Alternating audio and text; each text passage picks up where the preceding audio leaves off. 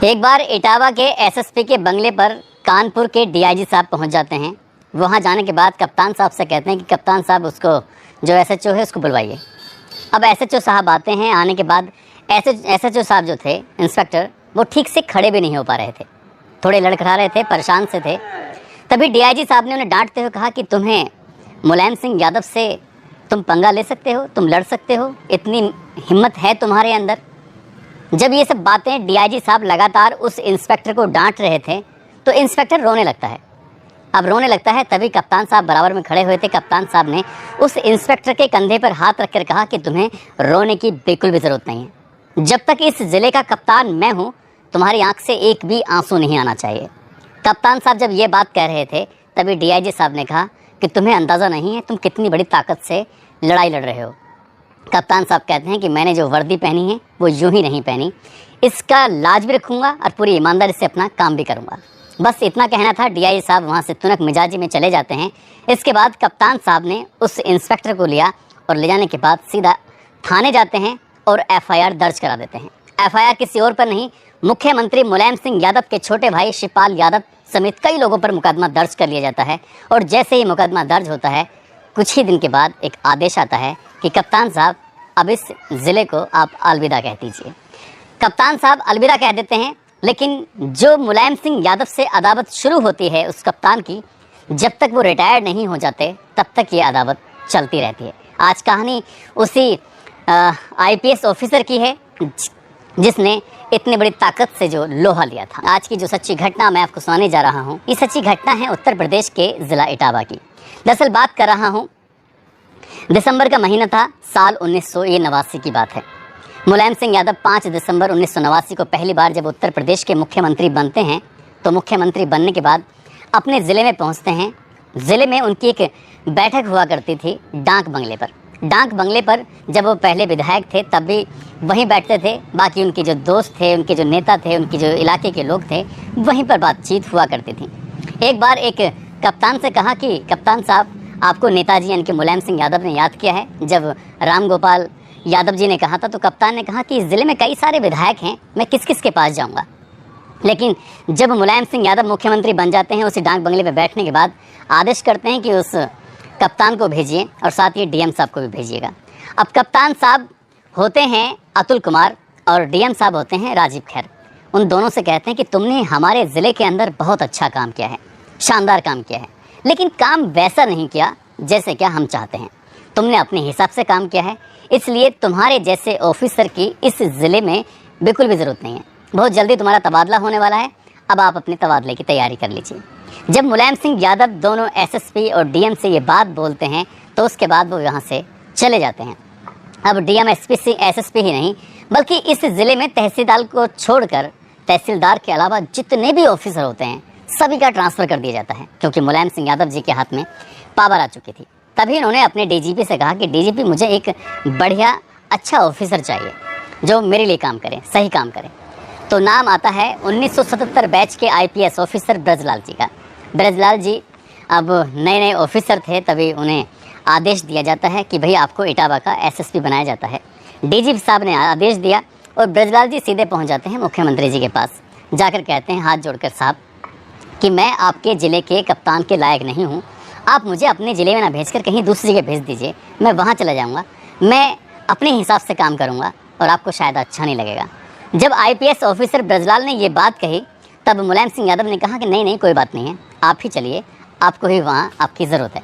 अब ब्रजलाल जी ने अपना चार्ज संभाला। चार्ज संभालने के बाद लगातार जिस तरह की उनकी शैली थी, शुरुआत में एकदम यंग थे, उसके बाद में जब उन्होंने अपना काम करना शुरू किया है तो धीरे धीरे करके जनता में उनकी पहुँच बढ़ने लगती है और उनके कारनामे, उनके जो अच्छे अच्छे काम थे, उनकी ये अब अखबारों की सुर्खियाँ बनने लगती हैं। अखबारों में आए दिन कप्तान साहब का नाम छपने लगा। कप्तान साहब को भी अच्छा लग रहा था। अब मुलायम सिंह यादव बड़े परेशान हो जाते हैं। ये सोच रहे थे कि अभी तो एक आईपीएस अतुल को भेजा ही था और जल्दी से इसको भेज देंगे तो बात ख़राब हो जाएगी, कहीं ऐसा ना हो बदनामी का ठप्पा लग जाए। और तभी उन्हीं दिनों सैफई गाँव की ये बात है, सैफई गाँव के दबंगों ने एक गरीब यादव परिवार की ज़मीन पर कब्ज़ा कर लेते हैं। और जब यादव परिवार की ज़मीन पर कब्ज़ा कर लेते हैं तो वो व्यक्ति रोता हुआ थाने पहुंचता है और थाने के जो एसएचओ होते हैं उनका नाम शाह आलम खान होता है। शाह आलम खान के पास जाने के बाद वो गरीब यादव व्यक्ति जाकर रोने लगता है, गिड़गिड़ाने लगता है, कहता है कि साहब मेरी ज़मीन पर कुछ दबंगों ने कब्जा कर लिया है, मैं क्या करूं। जब ये बात शाह आलम इंस्पेक्टर सुनते हैं तो उन्होंने कहा कि ठीक है, तुम्हें परेशान होने की ज़रूरत नहीं है, कौन कौन लोग हैं मुझे इनके नाम बताइए। तो इस हिसाब से नाम बताए जाते हैं। अब जो SHO साहब होते हैं, इंस्पेक्टर साहब शाह आलम खान, वो अपनी टीम को लेकर गाँव जाते हैं। गाँव जाने के बाद गिरफ्तारी करना शुरू कर देते हैं। धीरे धीरे करके इन्होंने 22 लोगों को गिरफ्तार कर लिया। गिरफ्तार करके अपने थाने में बंद कर दिया और बंद करने के बाद फिर आराम से बैठ जाते हैं। अब सैफई गांव के वो लोग जो 22 थे, अब ज़्यादातर लोग मुलायम सिंह यादव के परिवार से ताल्लुक़ रखने वाले थे, उनके करीबी लोग थे। अब जाहिर सी बात है, हड़कंप तो मचना ही था। अब सैफई गाँव के प्रधान अपने साथ 2 लोगों को लेकर सीधा थाने पहुँच जाते हैं और थाने जाने के बाद SHO यानी कि इंस्पेक्टर से बातचीत करते हैं। कहते हैं कि भाई इंस्पेक्टर, तुमने जो लोगों को गिरफ्तार किया है, चलो उन्हें छोड़ो। तो इंस्पेक्टर साहब कहते हैं कि क्या बात कर रहे हैं, कौन हो तुम। बोले अच्छा, तुम हमें जानते नहीं हो कि कौन है हम सैफई के प्रधान हैं और तुम्हारी इतनी हिम्मत कैसे हुई। और जैसे ही इंस्पेक्टर से बातचीत का सिलसिला चल रहा था, प्रधान जी ने एक के बाद एक कई थप्पड़ इंस्पेक्टर साहब को जड़ दिए। और जैसे थप्पड़ जड़े थे तो बाकी जो पुलिस वाले उस थाने में मौजूद होते हैं, किसी की हिम्मत नहीं कि उस प्रधान को रोक ले। उसके बाद जैसे ही वो प्रधान अपने 2 साथियों के साथ हवालात की तरफ जाते हैं, जो 22 लोग बंद थे उन्हें छुड़ाने की कोशिश कर रहे थे, तभी इंस्पेक्टर आगे जाते हैं और आगे जाने के बाद उस प्रधान जी की जमकर खबर लेते हैं। साथ ही जो 2 आदमी थे साथ में, उनकी भी खबर लेते हैं। इंस्पेक्टर साहब भारी पड़ जाते हैं, उन्हें पकड़ के तीनों व्यक्तियों को हवालात में डाल देते हैं। 22 लोग पहले से थे, अब 3 लोग और इसमें बंद हो जाते हैं। अब ये सूचना पहुंच जाती है सीधी मुलायम सिंह यादव के छोटे भाई शिवपाल यादव पर। और वहां जाने के बाद लोग कहते हैं कि देखो बड़े भैया मुख्यमंत्री हैं और हमारी इतनी बात भी नहीं है कि हमारे लोगों को थाने में बंद कर दिया गया, ऐसा कैसे हो जाएगा। जब बार बार लोग मुलायम सिंह यादव के छोटे भाई शिवपाल यादव से यही बात कह रहे थे, तो शिवपाल यादव के अंदर भी थोड़ी सी रमक सी आ जाती है कि हाँ यार, बात तो सही कह रहे हैं कि अगर हम अभी कुछ नहीं कर सके तो हम बाद में क्या कुछ करेंगे। तभी शिवपाल यादव अपने साथ जब वे थाने के लिए चल देते हैं तो कम से कम 100-125 लोगों की भीड़ साथ साथ चलने लगती है। और जैसे ही 100-125 लोग थाने के पास पहुंचते हैं, वहां जाने के बाद कहते हैं कि भाई कहाँ गया तुम्हारा इंस्पेक्टर। अब जब ऐसी बात की जाती है तो जो थाने में मौजूद, चाहे वो होमगार्ड हो, सिपाही हो, दरोगा हो या इससे ऊंची पोस्ट के अधिकारी हों, सबके सब थाने को छोड़कर भाग जाते हैं। सबको अपनी अपनी जान प्यारी थी और यहाँ से जब भाग जाते हैं तो यहाँ पर सिर्फ एक ही व्यक्ति था, वो इंस्पेक्टर शाह आलम खान, जो खड़ा होकर सामने डट जाता है, मुकाबला करने की कोशिश कर रहा था उस 125 लोगों की भीड़ का कि देखता हूँ कौन थाने के अंदर आएगा। बस इतना इशारा था। उसके बाद फिर क्या होता है, भीड़ ने जब इस थानेदार को पकड़ के गिरा कर पीटा था तो जितने भी लोग थाने के अंदर बंद थे उन सबको बाहर निकाला। अब यही थानेदार गिड़गिड़ाता हुआ रहम की भीख मांगने लगता है। भीड़ ने फिलहाल उसको बहुत मारा, अधमरा कर छोड़ देते हैं। अब ये मामला इतना आसान नहीं था जो हो चुका था। 25 के 25 लोग जो हवालात के अंदर बंद थे वो बाहर जा चुके थे। इंस्पेक्टर साहब अपनी ज़िंदगी की भीख मांग रहे थे। कुल मिलाकर अब यहाँ से चले जाते हैं। इसके बाद ये खबर पहुँच जाती है कानपुर के DIG साहब के पास, और कानपुर के DIG साहब जो होते हैं वो मुलायम सिंह यादव के बड़े ही बेहद करीबी होते हैं।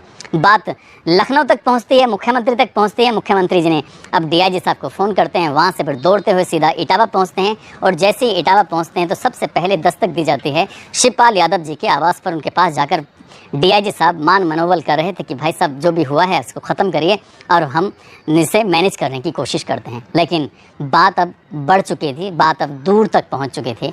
उसके बाद DIG साहब को बहुत गुस्सा आता है और DIG साहब शाह आलम जो इंस्पेक्टर साहब होते हैं उनके खिलाफ 1-2 नहीं 6 अलग अलग मुकदमे दर्ज करा देते हैं। कोई किसी मुकदमे में घड़ी लूट का आरोप था तो किसी मुकदमे में उन पर रुपए को लूटने का आरोप था, तो किसी में उन पर आरोप था कि उन्होंने सोने की चैन लूट ली है। इस तरह के जो सड़क छाप मुकदमे थे, लगभग 6 मुकदमे उस इंस्पेक्टर पर दर्ज हो जाते हैं। अब इंस्पेक्टर साहब की शामत आ जाती है। ये 8 अप्रैल 1990 की ये बात है। अभी सीधा पहुंच जाते हैं DIG साहब कप्तान साहब के बंगले पर। रात के 12 बजे के आसपास का वक्त हो चला था और वहाँ जब जाते हैं तो कप्तान साहब होते हैं ब्रजलाल IPS ऑफिसर जो 1977 बैच के थे। अब DIG साहब और कप्तान साहब में आपस में बातचीत का जो सिलसिला था, आपस में काफ़ी तनातनी हो रही थी। जब तनातनी हो रही थी तभी इन्हें भी आदेश दिया जाता है इंस्पेक्टर साहब को। इंस्पेक्टर साहब सामने खड़े हो जाते हैं। इंस्पेक्टर साहब के दिन में बहुत ज़्यादा पिटाई हो चुकी थी, बहुत ठीक से खड़े भी नहीं हो पा रहे थे, अपनी बात भी नहीं रख पा रहे थे। और DIG साहब ने एक के बाद एक उन्हें डांटना फटकारना जब शुरू किया है तब इंस्पेक्टर अपनी ईमानदारी को लेकर परेशान हो जाता है कि मैं तो सही काम कर रहा था, मैं तो एक पीड़ित व्यक्ति को इंसाफ दिलाने की कोशिश कर रहा था, उसकी ज़मीन पर जो कब्जा हो गया था उसे इंसाफ दिलाने की कोशिश कर रहा था, लेकिन लोगों ने आकर उन्हें पीटना शुरू कर दिया। अब यहाँ पर कानून भी उन्हीं का साथ दे रहा है। मैं करूँ तो क्या करूँ। जब वो रोने लगते हैं तभी ब्रजलाल उनके पास जाते हैं और जाकर उनके कंधे पर हाथ रखते हुए कहते हैं कि इंस्पेक्टर साहब, परेशान होने की बिल्कुल ज़रूरत नहीं है। जब तक मैं इस ज़िले का कप्तान हूँ तुम्हें एक भी आंसू बहाने की ज़रूरत नहीं है। जैसे ही डीआईजी साहब ये बात सुनते हैं, कहते हैं कि तुम एक बहुत बड़ी ताकत से उलझने की कोशिश कर रहे हो, इसलिए मैं तुम्हारी इसमें ज़्यादा मदद नहीं कर पाऊँगा। तो कप्तान साहब कहते हैं ठीक है, आप हमारी मदद मत करना, आप अपना काम करो। जब ये बात अब ऊपर तक पहुंच जाती है, कुल मिला के यहाँ से सीधे जो कप्तान साहब होते हैं इंस्पेक्टर को लेकर थाने जाते हैं, एफआईआर दर्ज कराते हैं। उन लोगों के खिलाफ जो 22 या 25 लोगों को थाने से लेके जाते हैं, उनके खिलाफ गंभीर धाराओं में मुकदमा था और उस मुकदमे में नाम शामिल होता है शिवपाल सिंह यादव का। जब शिवपाल सिंह यादव का नाम शामिल होता है तो जाहिर सी बात है पूरे प्रदेश में हड़कंप मचना तय था और मामला कुछ ज़्यादा ही हाईलाइट भी हो जाता है, अखबारों में भी छपने लगता है, लोगों तक बात पहुंचने लगती है। उसके बाद फिर ऐसा लगता है कि कहीं ना कहीं कप्तान साहब ने इनकी बेइज्जती कर दी है। तभी सीआईडी की टीम आती है लखनऊ से और जो ये चार्ज था, जो इसमें मुकदमा हुआ था, उस केस को अपने हैंडओवर कर लेती है और हैंडओवर करने के बाद वो अपने हिसाब से इस मामले की जांच पड़ताल करना शुरू कर देती है, देखने के लिए कि इसमें इंस्पेक्टर की कितनी गलती है या फिर इन लोगों की कितनी गलती है, इन्होंने क्यों लोगों को गिरफ्तार किया था, किसकी ज़मीन पर कब्जा हुआ था, ये बहुत सारी बातें। वो मामला अलग हो जाता है और तभी कप्तान साहब के पास एक बंद लिफाफे में एक आदेश आता है कि कप्तान साहब, आपको नैनीताल ट्रेनिंग के लिए भेजा जा रहा है, आप जाकर वहाँ पर ट्रेनिंग करिए। अब तो कप्तान साहब वहाँ चले जाते हैं। कप्तान साहब के बच्चे यहाँ रह जाते हैं इटावा के अंदर। अब ये वहाँ पहुँच तो जाते हैं। एक सप्ताह बाद इनको आदेश मिलता है कि आपको आजमगढ़ पीएससी की कमान संभालनी है, वहाँ पर जाकर आप उनकी कमान संभालिए। और जैसे ये कमान संभालने की बात आती है तो कप्तान साहब यानी कि ब्रजलाल जी भी नहीं जानते थे कि वो वाकई एक बड़ी ताकत से उलझ रहे हैं। वक्त आगे बढ़ता है। जब जब प्रदेश में मुलायम सिंह यादव यानी कि समाजवादी पार्टी की सरकार बनती थी, तब तब उन्हें दिक्कतें झेलनी पड़ती थीं। दरअसल बात कर रहा हूँ साल 2011 में, जब मायावती मुख्यमंत्री होती हैं तो मायावती ने ब्रजलाल जी को 30 सितंबर 2011 को डीजीपी बना दिया था। और जब डीजीपी बनाया था, अगले साल यानी कि साल 2012 में चुनाव होना था। अब चुनाव का दौर चल रहा था। वाईएस कुरैशी जो चुनाव आयोग के प्रभारी होते हैं, उनके पास मुलायम सिंह यादव समेत कई नेता पहुंच जाते हैं और जाकर कहते हैं कि साहब, अगर ये ब्रजलाल डीजीपी रहेंगे तो उत्तर प्रदेश का चुनाव पूरी ईमानदारी से नहीं हो सकता, इसलिए जब तक ये हैं तब तक चुनाव नहीं होगा और हम नहीं चाहते कि किसी तरह का कोई हंगामा हो, इसलिए जितनी जल्दी हो सके चुनाव आयोग से वो अपील करते हैं कि इनको हटाइए, यानी कि ब्रजलाल को हटा दीजिए। अब जब ब्रजलाल को बात हटाने की आती है, क्योंकि प्रेशर बन जाता है और चुनाव आयोग की मजबूरी बन जाती है, ब्रजलाल को उनके पद से यानी कि 8 जनवरी 2012 को उन्हें डीजीपी के पद से हटा दिया जाता है और इनकी जगह एक नया नाम सामने आता है। नाम होता है अतुल कुमार का। ये अतुल कुमार वही होते हैं जो साल 1989 में जब मुलायम सिंह यादव पहली बार मुख्यमंत्री बनते हैं और अपने डाक बंगले पर बुलाकर कहते हैं कि कप्तान साहब, तुम अच्छा काम करते हो, लेकिन जैसा काम हम चाहते हैं तुम वैसा काम नहीं करते, इसलिए तुम्हें यहाँ से अब चला जाना चाहिए, तुम्हारा यहाँ से दूसरी जगह ट्रांसफ़र किया जा रहा है। ये कहानी भी मैं आपको पहले सुना चुका हूँ। इस कहानी का लिंक मैं डिस्क्रिप्शन में ज़रूर दूंगा। इस कहानी को आप ज़रूर सुनिएगा। उम्मीद करता हूँ ये किस्सा आपको बहुत ज़्यादा पसंद आया होगा। और ब्रजलाल जी के बारे में ये कहा जाता है कि समाजवादी पार्टी से उनका अदावत चलती ही रहती है। जब तक वो साल 2014 तक अपने पद पर बने रहे, तब तक समाजवादी पार्टी की जब सरकार बनती थी, कहीं ना कहीं उन्हें परेशानी उठानी पड़ती थी। दोस्तों, इस पूरे घटनाक्रम को सुनाने का उद्देश्य किसी को परेशान करना नहीं है, किसी का दिल दुखाना नहीं है, बल्कि आपको जागरूक करना है, आपको सचेत करना है। और आप सब लोग अपना ख्याल रखें, सुरक्षित रहें। जय हिंद, जय भारत।